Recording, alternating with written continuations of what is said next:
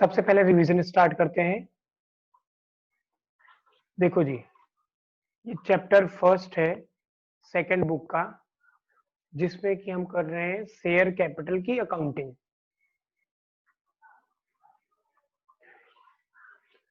Share capital की accounting कर रहे हैं। पहले क्लास में हमने क्या पढ़ा? थ्योरी, कंपनी क्या होता है, शेयर्स क्या होते हैं, डायरेक्टर क्या होता है, मैनेजमेंट क्या होता है, इनकॉर्पोरेशन क्या होता है। ठीक है, ये सारा कुछ हमने देखा। सेकंड में हमने देखा, फोकस किया पूरा का पूरा शेयर पे। शेयर पे मैंने बताया कि शेयर ये पूरा कैपिटल है, और कैपिटल को जो हमने डिवाइड कर दिया पार्ट्स में, तो जो भी पार्ट्स हैं छोटे छोटे, इनको बोलेंगे शेयर्स। कंपनीज एक्ट 2013 के हिसाब से, फिर मैंने आपको थर्ड क्लास में बताया कि जो शेयर्स हैं उनको बोला जाता है ऑथोराइज्ड शेयर कैपिटल। कितने कैपिटल से कंपनी रजिस्टर्ड हुई है। ऑथराइज्ड के बाद क्या आता है? Issued share capital. Authorise means maximum amount जो कि कंपनी मार्केट में इशू कर सकती है। 100 करोड़ से कंपनी रजिस्टर्ड हुई है, तो कंपनी 100 करोड़ मार्केट से मंगा सकती है। पर अभी कंपनी ने सिर्फ कितना मंगाया है? 60 करोड़, ये इशूड होगा। और 59 करोड़ जो कि लोगों ने सब्सक्राइब करा है। कंपनी बेचने के लिए तैयार है 60 करोड़, लेकिन अभी लोगों ने खरीदने के लिए राजी कितने हुए हैं? 59 करोड़। 1 करोड़ अनसब्सक्राइब्ड रह गया, लोगों ने खरीदा नहीं। इस तरीके से आपने देखा था। फिर आपने फोर्थ क्लास में क्या देखा?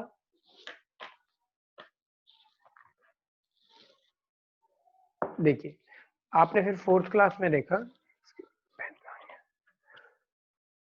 कि अब हम शेयर को इशू करेंगे। हम शेयर के बारे में जान गए, अब हम शेयर को इशू करते हैं। शेयर को इशू करने के लिए मैंने बताया कि या तो आप अपने शेयर को कैश में बेचोगे, इशू मतलब बेचना, शेयर को बेचना। शेयर एक पर्ची है, ठीक है। कंपनी ने अपने नाम से पर्चियां बना ली हैं बहुत सारी, जितने पार्ट्स हैं, और उसका एक फेस वैल्यू है। जैसे अगर एक कंपनी को 10 लाख रुपए चाहिए, ठीक है, और एक शेयर से वो 100 रुपए मंगाना चाहती है, तो बच्चों उस कंपनी को 10,000 पर्ची बनानी पड़ेगी। फिर से सुनिए, कंपनी को 10 लाख रुपए चाहिए, ठीक है, और एक आदमी एक शेयर पे वो 100 रुपए लेना चाहती है, तो 10,000 पर्ची बनाना पड़ेगा, शेयर बनाना पड़ेगा। या दूसरे शब्दों में बोल सकते हैं कि कंपनी के पास 10,000 शेयर है, एक शेयर 100 का है, तो 10 लाख रुपए कंपनी लोगों से मंगा रही है। ठीक है जी। अब ये कंपनी या तो कैश पर्ची दे देगी, कैश ले लेगी, या दूसरा क्या मैंने बताया आपको?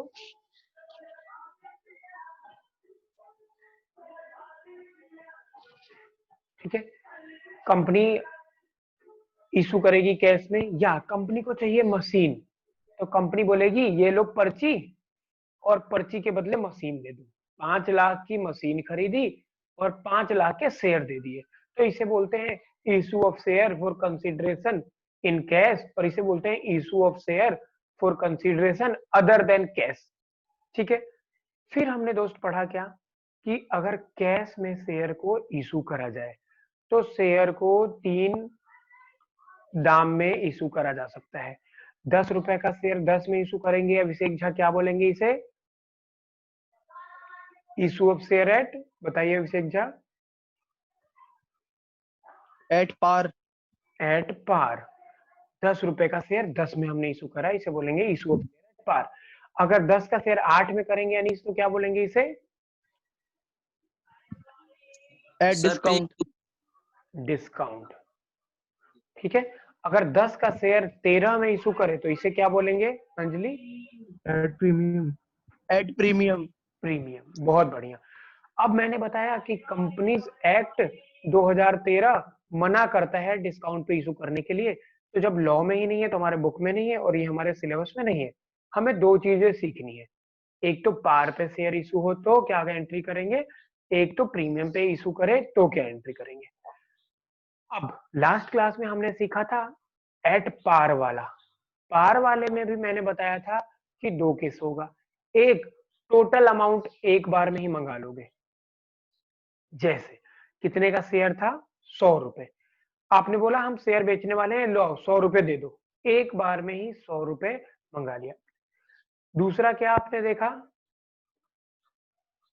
इंस्टॉलमेंट में कि ऐसा है आप ना इंस्टॉलमेंट में दो, अभी एप्लीकेशन पे दे दो 20 रुपए, फिर आप दे दो जब आपको शेयर हम मान लेंगे कि आपको हमें शेयर अलॉट करना है। एप्लीकेशन मतलब आप रिक्वेस्ट कर रहे हो, हे कंपनी ये शेयर हमें चाहिए, हमें दे दो, तो ये रिक्वेस्ट के साथ 20 रुपए आपको लगाना पड़ेगा। जब कंपनी आपका रिक्वेस्ट मान जाएगी, company has decided now that it will allot shares to applicant, तो इस दिन को क्या बोलते हैं अलॉटमेंट। इस पे 50 रुपए मंगा लिया आपने, इस दिन आपको ये 20 रुपए बोला कि हाँ ठीक है आपका पैसा हम रख रहे हैं शेयर के नाम पे, चलो ठीक है 50 रुपए और दे दो आप, ठीक है, तो इसको बोले थे अलॉटमेंट। उसके बाद 70 ये हो गया, 30 बचा हुआ है, 30 आपने फर्स्ट एंड फाइनल कॉल पे मंगा लिया, ठीक है। इस तरीके से आपने पैसे मंगा लिए थे। क्वेश्चन हमने करा था, रिवीजन के तौर पे एक क्वेश्चन हम और कर लेते हैं, ठीक है, ठीक है। जोमाटा limited has issued 1000 equity share of ₹10 each payable as 2 on application, 3 on allotment and 5 on first and final call। इसका सॉल्यूशन मैंने बताया था। सबसे पहले ध्यान से सुनो, कंपनी के पास जो पहली एक्टिविटी होगी वो होगी लोग एप्लीकेशन देंगे, एप्लीकेशन के साथ पैसा लगाएंगे। मतलब कंपनी के पास सबसे पहले क्या आया, एप्लीकेशन के नाम पे पैसा। कितना आया देखते हैं, हम लिखेंगे journal entry in the books of Zomato limited. ध्यान से सुनिए, bank account debit 1000 share issue करा है और एक शेयर है 10 रुपए का, लेकिन एप्लीकेशन पे हम 3 रुपए मंगा रहे हैं, तो 3000 रुपए आया। किस लिए आया, टू शेयर एप्लीकेशन अकाउंट, 3000 रुपए एप्लीकेशन के नाम पे आ गया। बीइंग एप्लीकेशन पे 2 रुपए मंगाया ना सर आपने? हाँ जी, एप्लीकेशन पे 2 रुपए मंगाया ना? हो गया, ठीक है। Being application money received. अब इस एप्लीकेशन मनी को, ये हमारी अभी लायबिलिटी है दोस्त, हमने अभी लोगों से पैसे तो मंगा लिए हैं पर हमने इनको अभी कैपिटल, अपना ओनर, अपना शेयर होल्डर नहीं माना है। तो जब तक शेयर होल्डर नहीं माना है तब तक ये लोन है और लोन का बैलेंस क्रेडिट होता है। अब आज हमने मांगा कि इन लोगों को हम अपना शेयर होल्डर बना लेंगे। अब ये लोन खत्म करना पड़ेगा क्योंकि अब ये लोन नहीं रहा, तो शेयर एप्लीकेशन अकाउंट डेबिट, और ये लोन क्या बन गया, टू शेयर कैपिटल अकाउंट। ये जो 2000 लोन था, ये 2000 लोन कैपिटल बन गया। बीइंग शेयर अलॉटेड या being application money transfer to share capital. ध्यान से समझिए, एप्लीकेशन का पैसा शेयर कैपिटल में तभी आप ले जाओगे when you have decided that we will allot this share to the applicant. जब आपने ये निर्धारित कर लिया कि हम एप्लीकेंट को शेयर दे देंगे, उनको अलॉटी बना देंगे, मीन्स उनको शेयर होल्डर बना देंगे, तभी ये पैसा आप कैपिटल में डालोगे और तभी इस पैसे को आप यूज करोगे।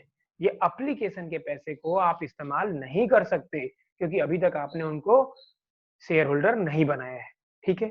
चलिए तीसरी एंट्री क्या करेंगे, मैंने आपको समझाया था, जब एक बार आदमी एप्लीकेशन का पैसा दे दे, बयाना दे दे, एडवांस दे दे, तब हम अज्यूम करेंगे कि अब वो बाकी पैसा भी इंसान देगा, ठीक है। तो उसने जो साइन करा है एप्लीकेशन वाला फॉर्म, उस पे हमने 10 रुपए लिखा हुआ था कि एक शेयर कितने का है, 10 रुपए का, तो उसने 2 तो रुपए दे दिए, ₹8 बाकी है। ₹8 कंपनी का बाकी है किस पे?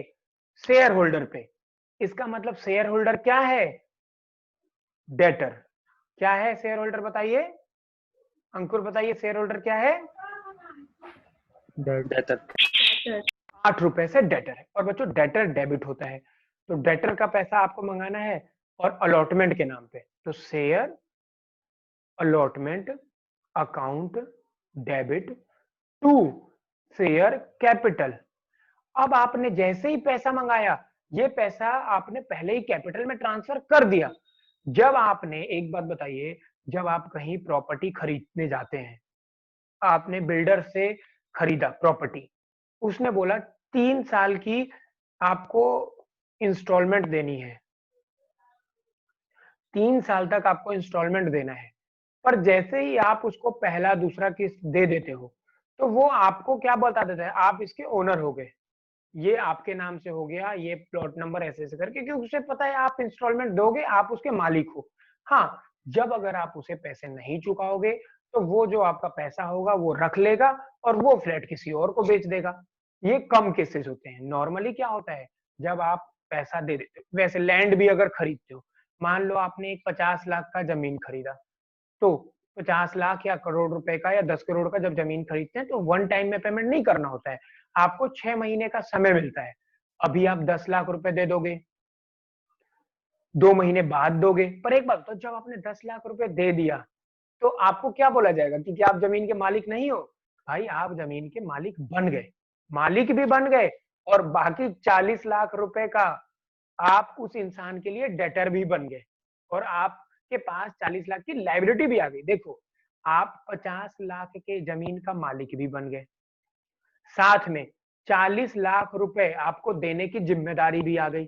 ठीक है, तो जो जिम्मेदारी है उसके लिए कंपनी ने आपको डेबिट करा, और आपका जो आप मालिक बन चुके हो, तो आपसे जो भी पैसा आ रहा है, that is for share capital.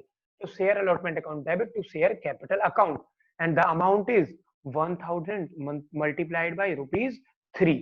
3,000 रुपए, 3,000 रुपए। और इसको क्या बोलेंगे? Being allotment money due. हमने ड्यू करा है कि देखो लोगों, ये पैसा हमें दे दो। फोर्थ दोस्तों, अब ये पैसा आएगा बैंक अकाउंट डेबिट टू, जब ये डेटर था और इसने पैसा दे दिया। जब आप बिल्स रिसीवेबल वाला चैप्टर याद करो 11th में, क्या करते थे? Bills receivable account debit to debtors, या पहली एंट्री क्या करते थे? Debtors to sales.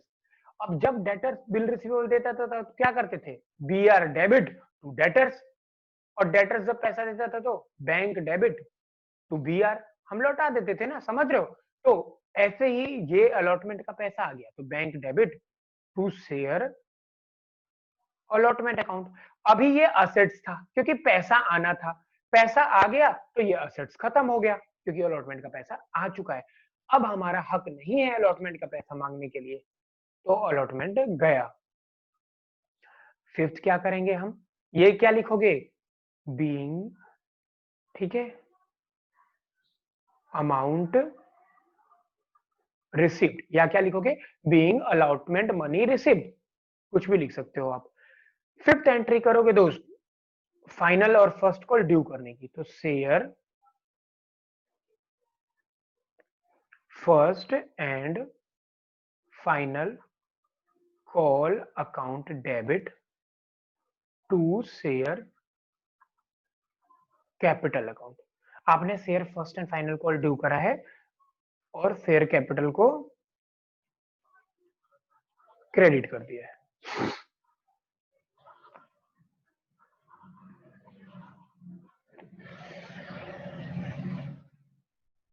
इसका डिस्कनेक्ट हुआ।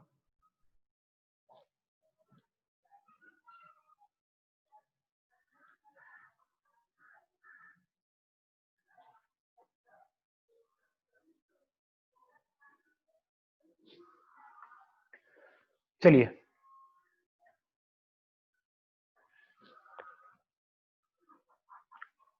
बीइंग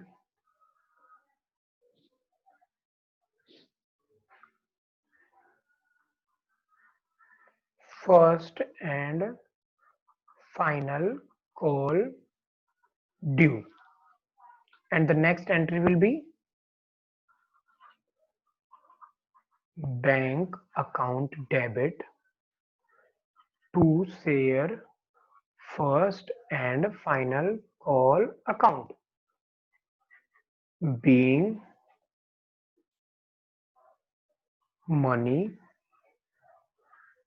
received, और ये है 5000 and 5000, 5000 and 5000। ठीक है, इसे जल्दी से उतार लीजिए, फिर हम आगे बढ़ेंगे।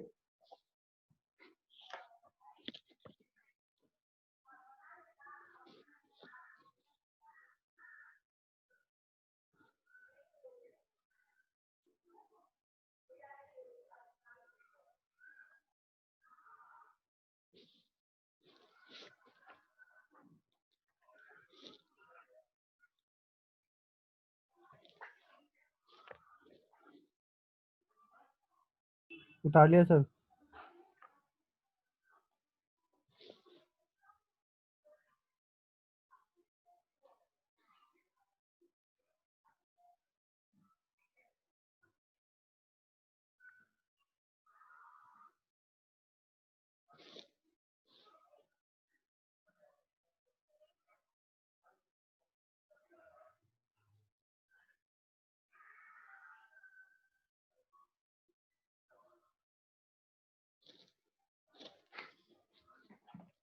नेक्स्ट, हो गया सर, उतार लिया। ठीक है।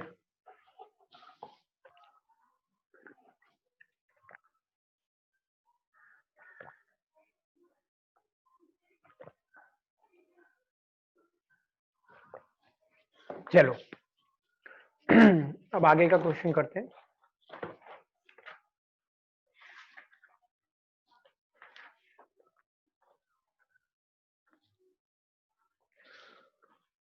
क्वेश्चन नंबर 8 देखिए।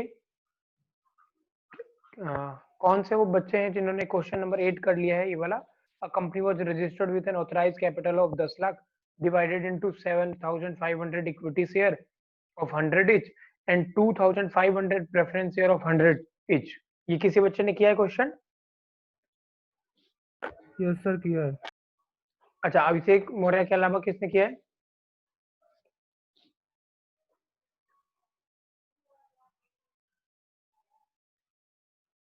किसी ने नहीं करा। अंजलि, अनीस, आप लोगों ने किया है क्या? Aditya?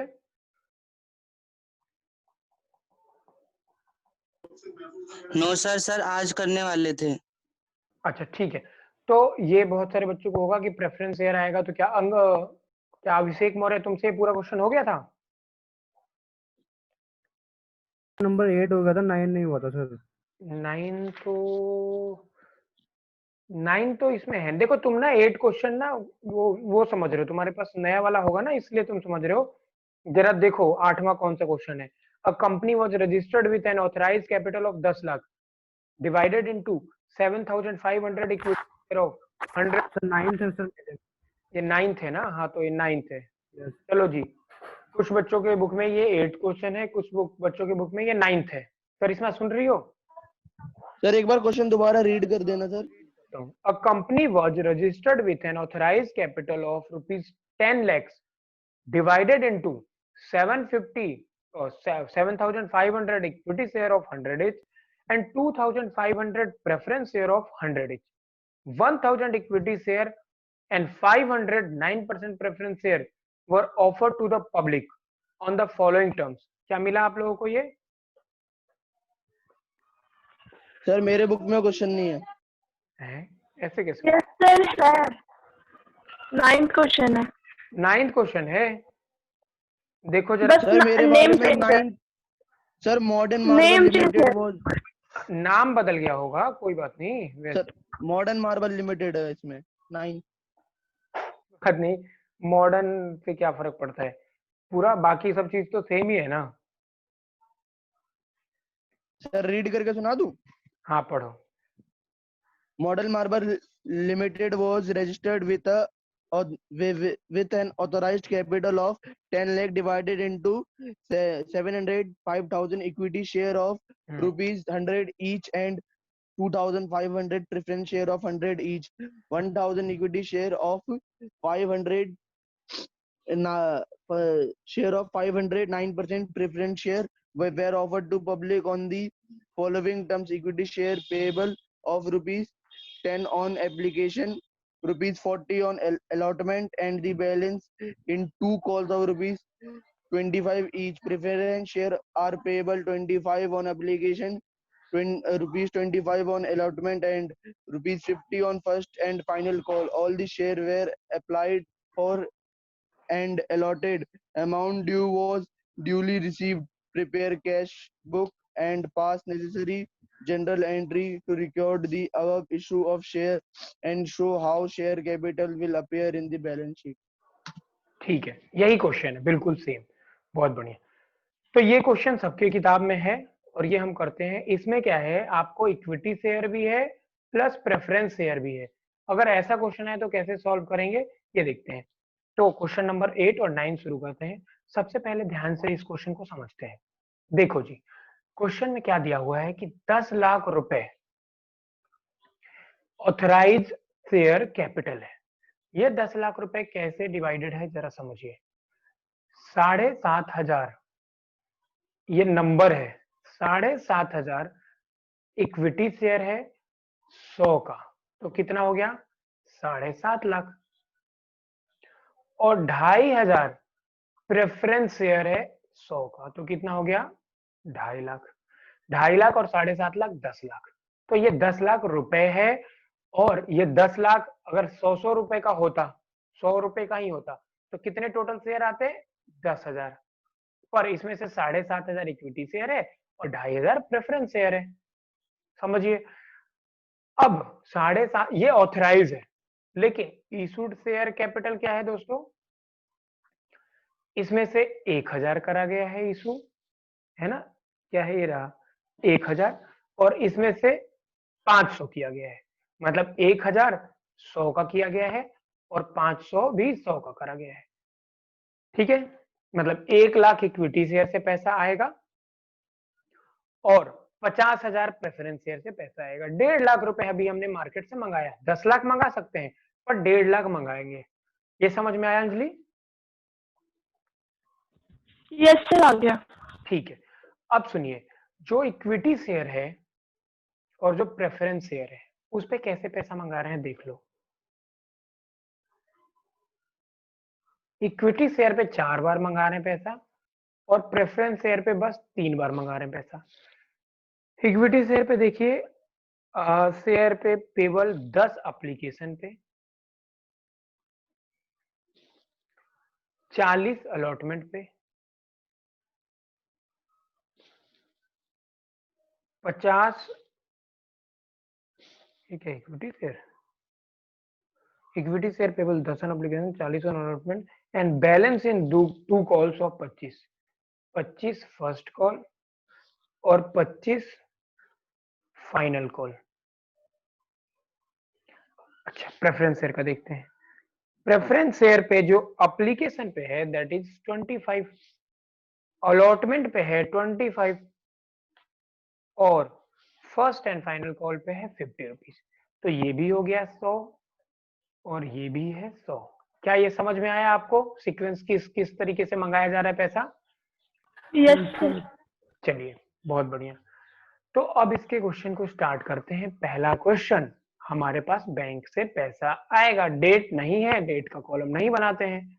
Bank account debit to equity share application account to कितने परसेंट का प्रेफरेंस शेयर है 9% प्रेफरेंस शेयर एप्लीकेशन अकाउंट। अच्छा, ये समझते हैं कि 9% क्या होता है। प्रेफरेंस शेयर पे फिक्स रेट ऑफ, देखो इक्विटी शेयर पे जो डिविडेंड देते हैं उसे बोलते हैं इक्विटी डिविडेंड। प्रेफरेंस शेयर पे जो डिविडेंड देते हैं उसे बोलते हैं प्रेफरेंस डिविडेंड। इक्विटी शेयर देखो ओरिजिनल असली मालिक होता है, प्रॉफिट ज्यादा होगा ज्यादा डिविडेंड, कम होगा कम डिविडेंड। प्रेफरेंस शेयर वालों का जो डिविडेंड होता है वो फिक्स होता है। अगर इसके आगे लिखा हुआ है 9%, तो जितने रुपए का प्रेफरेंस शेयर है, जैसे एक प्रेफरेंस शेयर कितने का है, 100 रुपए का, इसका 9% कितना आएगा, 9 रुपए। ठीक है, तो ध्यान से समझिए, इस पे ब्याज कितना मिलेगा, 9 रुपए। अगर 12% प्रेफरेंस शेयर होता तो कितना ब्याज मिलता, 12 रुपए। ठीक है, अभी हमें ब्याज नहीं निकालना, पर होता क्या है ये मैंने बताया। जो ये 9% है, this is rate of dividend. ठीक है जी, और rate of dividend is always calculated on face value. Face value पे 100 रुपए का प्रेफरेंस शेयर है, 100 रुपए पे ही लगेगा 9%।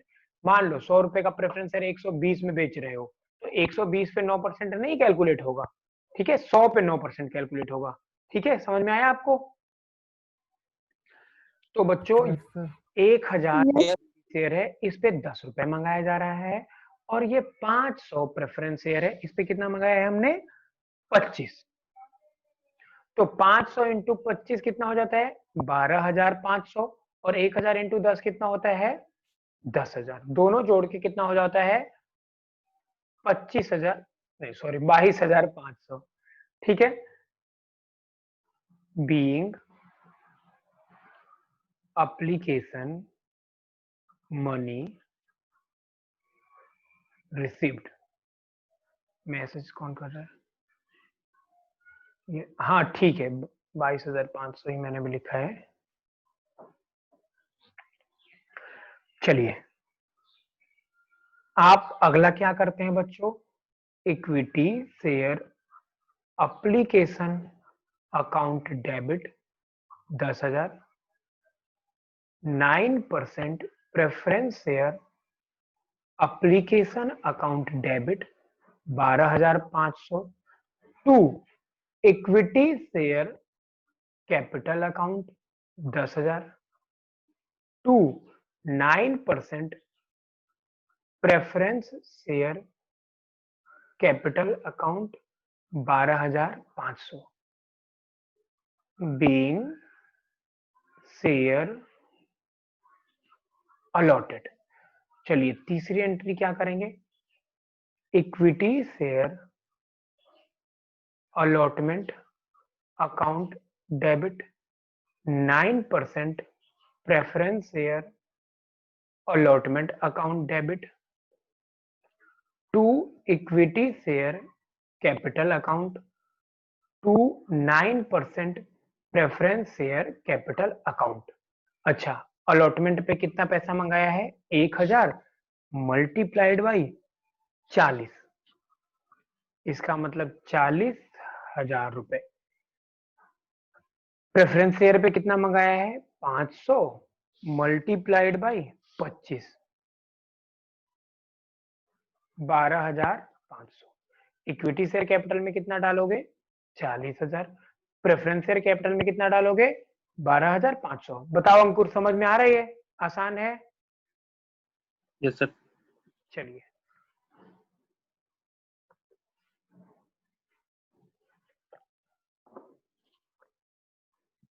सर सर एक बार ये लास्ट पेज दोबारा शो कर देना सर। हाँ देखो,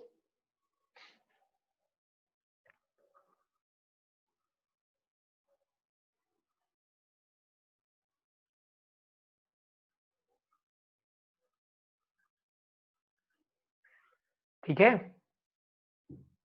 लास्ट में मौका दूंगा लिखने के लिए आपको, थोड़ा। यस सर, लास्ट में दिखाना। हाँ, ओके सर, ओके सर। तो वैसे लिखते रहना, देखो ये मत करना कि बिल्कुल आखिरी में लिखना, लिखते रहोगे तो ज्यादा समझ में आएगा। ठीक है, पहला, दूसरा और ये तीसरा था, ये चौथा।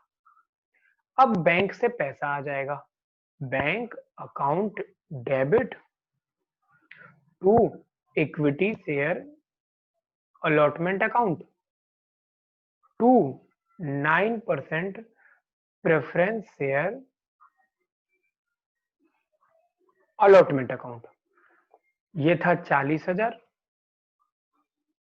ये था 12,500, ये हो जाएगा 52,500, and narration will be being allotment money received। 5th entry, equity share first call account debit, 9% preference share first and final call account debit to equity share capital account to 9% preference share capital account. देखिए equity share पे अभी भी आप 25 रुपए मंगा रहे हो, ठीक है, तो ये कितना आ जाएगा 25,000। प्रेफरेंस शेयर पे आप कितना मंगा रहे हो 500 मल्टीप्लाइड बाई टोटल 50 ना, तो 25,000। इक्विटी शेयर कैपिटल में आप डालोगे 25,000, प्रेफरेंस शेयर कैपिटल में भी डालोगे 25,000। बताइए क्या ये समझ में आया? Yes sir. सर ये फिफ्थ वाला एक बार दोबारा बताओ। अच्छा, यस सर।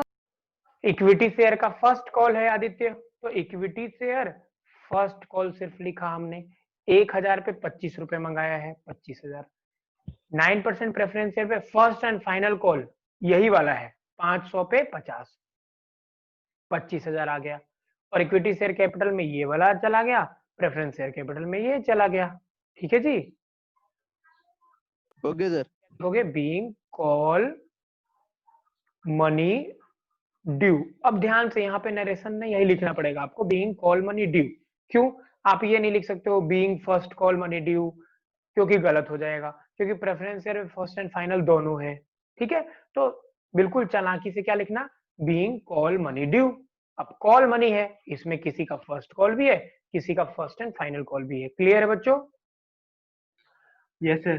छठा, छठे में लिखोगे bank account debit to equity share allotment account to 9% preference share allotment account.